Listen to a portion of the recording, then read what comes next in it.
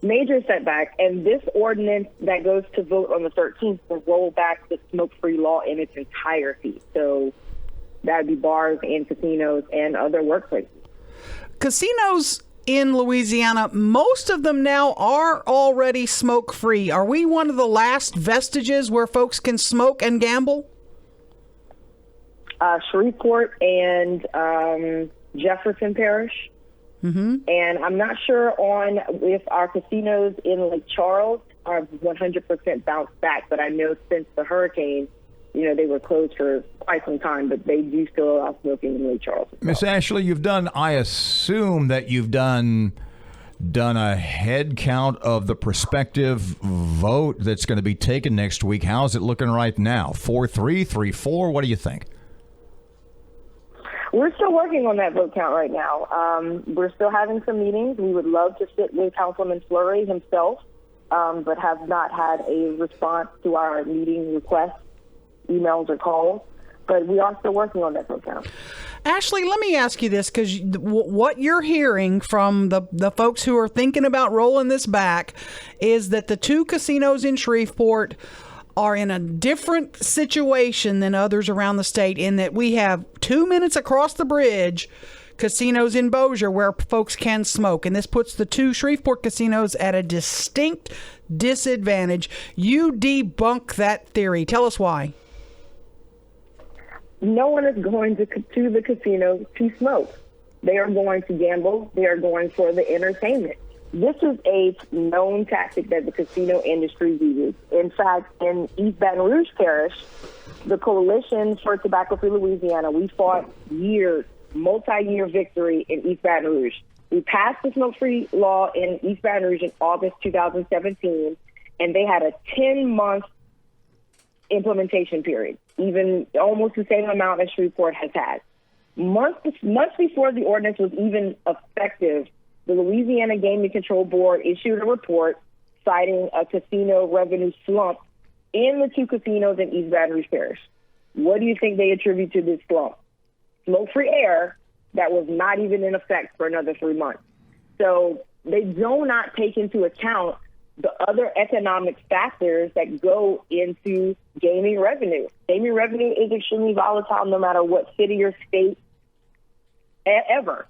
So, just the fact that they're saying we're going to send people to Bossier, I think that's just another tactic. No one goes to the casino just to smoke. They're not going to cross a bridge just to smoke a cigarette when they can step outside and then step right back on in.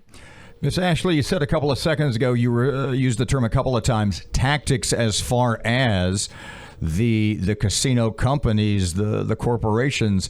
What are your tactics? Well, we use real data, real science, real peer-reviewed reports. If you were watching the city council meeting last week, the former casino executive brought up a study from the Federal Reserve Bank. There is no study from the Federal Reserve Bank. That is from the Federal Reserve Bank of St. Louis, Illinois, from a guy who used to work there. It has been debunked time and time again, but that's what they're using as science. And he actually mentioned, well, what are you going to believe, the Federal Reserve or that lobbyist back there? That lobbyist back there he was referring to, me, the data that I used in my testimony came from the Louisiana Gaming Control Board, their economic data, their employment data.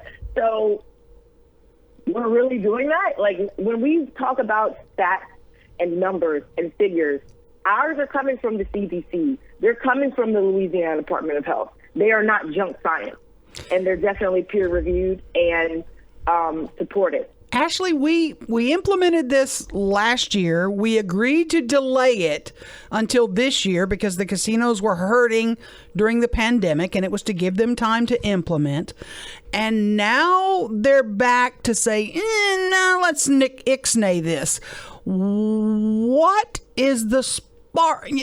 All of us are suspicious of why the council is all of a sudden doing a flip-flop on this. Well, so are we, but we know that it just shows that they never had any intent in following the law. Whoa. And this is truly, truly to the detriment of minority health when you look at who works in the hospitality industry.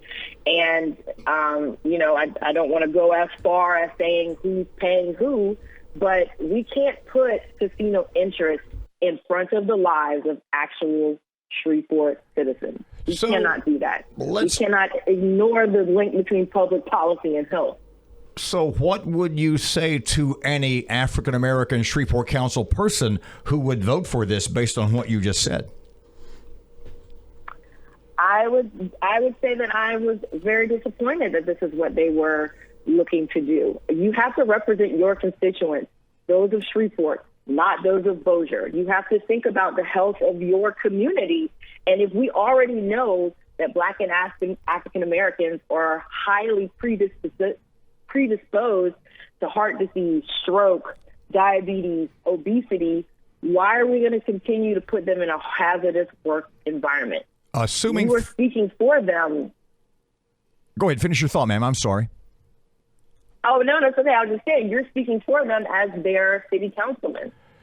So back to my original point, it's from everything we can sort of read between the lines here. There are going to be African-American council people who would vote for this. That's got to really, really disappoint you. Yes, it does. It really does. And we have their constituents ready to speak at the meeting on the 13th to tell them to their face that they are disappointed in them for doing this. Well, folks who can't make to the meeting, what do you suggest they do today if they want the casinos in Shreveport to be smoke-free? What should they do? I would suggest sending your council person an email or giving them a call and, have a conversation. Let them know that I voted for you and this is wrong. You sound like you got a case of the pibs just like me, which is panties in a bunch. You sound a little frustrated by how this has gone, right? I really am frustrated. I think it's very just disappointing. Like, why does Louisiana have to be last in everything? And policies like this or how this happens, how this starts. It is 2021. Why are we really still fighting to allow smoking to be inside in the air that we all have to share? Mm-hmm. I think it's common sense that at this point that we know that secondhand smoke is harmful. Why put other people at risk when they aren't all smokers?